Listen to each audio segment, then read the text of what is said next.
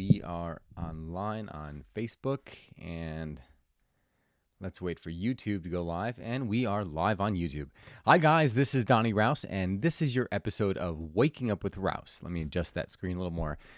So the newest podcast episode just dropped. It is called Inspired Action. I'm going to go into that just so this way you understand what exactly inspired action is. So this way you could recognize it at work in your own life, as well as what the reciprocal is, what the opposite is when you take those uninspired actions, because those are the things that are going to keep you where you don't want to be.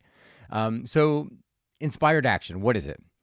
So there are these moments in our life where we feel like the sense of inspiration, where we're doing something that puts us in that zone, or maybe we listen to something that the light goes off and we start to see life differently.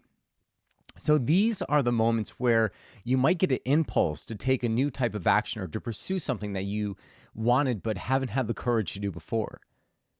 It is in these moments that you have to actually take the action and act and pull that trigger.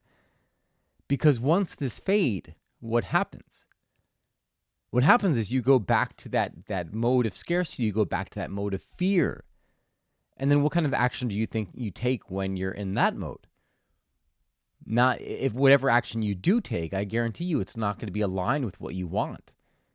And if it is aligned with what you want, it's going to be like taking a baby step versus that big step that was the result of the inspired action. So let's look at the reverse, so this way you can see what the reciprocal is. Uninspired action. Said differently, it's action that is driven by fear. I've seen this so many times with friends, family, where they go into a scarcity mode and they take an action. It might be, say it's something around money. They take an action out of scarcity. And as a result of that, they actually create that in which they're trying to avoid. As a result of scarcity of trying to maybe save money, they actually end up costing them more because maybe they didn't do a job right the first time. So the opposite is that when you take an inspired action, you're looking at the possibilities. You're looking at it from a place of abundance, not from a place of lack. And as a result of being in that mode, now the action you take is going to be bigger.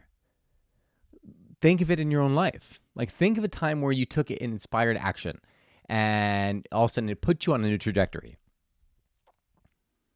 On the opposite side, think of a time where you acted out of scarcity, where maybe there's an opportunity ahead of you and you chose not to forego it because you were afraid of getting taken advantage of.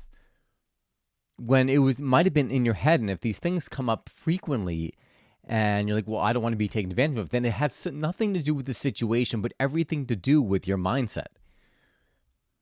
So you have to become aware of these things and how they're working in your mind. Going back to the inspired action. So inspired action happens on impulse.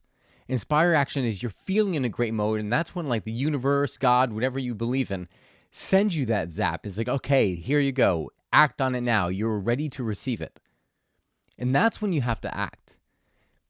Most recently, I was in this event called Mindset, where it was all about working on the mindset. And when you understand how the mind works, how like the emotions that you're currently experiencing is what you're kind of attracting to you. As a result of being in this retreat, I started getting all of these ideas. And then while the retreat's going on, I'm kind of on my computer doing opening up different tabs and chats, engaging in actions that were inspired from that talk. So why did I do that? I was kind of hesitant to do it because as I'm doing this, I'm also not fully paying attention to the material that's being presented. But I did that because I know that by taking the action immediately right there, what I'm doing is I'm locking myself in. I'm committing to the action. And as a result, I'll have all this other stuff that I have to follow up with. But it's all good stuff. That's one of the reasons why my coffee is in stores right now. So I want you to see these possibilities, see these opportunities in your own life when you're feeling that burst of energy, that inspiration to take that trip, to start that business, to do whatever, to go talk to that person you've been admiring and you've been wanting to talk to for the last 5 years, whatever it may be. When you feel it, act on it. Do something that's going to lock you in.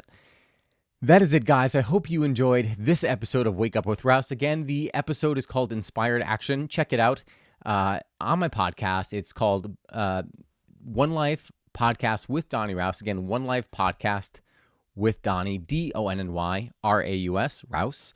And if you have any questions, feel free to send them my way via Instagram at Donnie, DonnyRaus. Again, DonnyRaus. And, well, I might as well throw a plug for the coffee, too. If you like bomb coffee, check out my coffee. I do a bottled espresso, not a cold brew, called Cold Roman. It is like coffee ice cream in a bottle if you add a little foamed half and half when you get it. It's unreal. It's unlike anything you've ever tried. And then also I have a selection of awesome single origin coffees as well. So that is it. And that's Raus, Raus, coffee.com. God bless you guys. I hope you enjoyed this episode. Please check out the podcast. And if you enjoy it, share it with friends, give a subscribe, and let's spread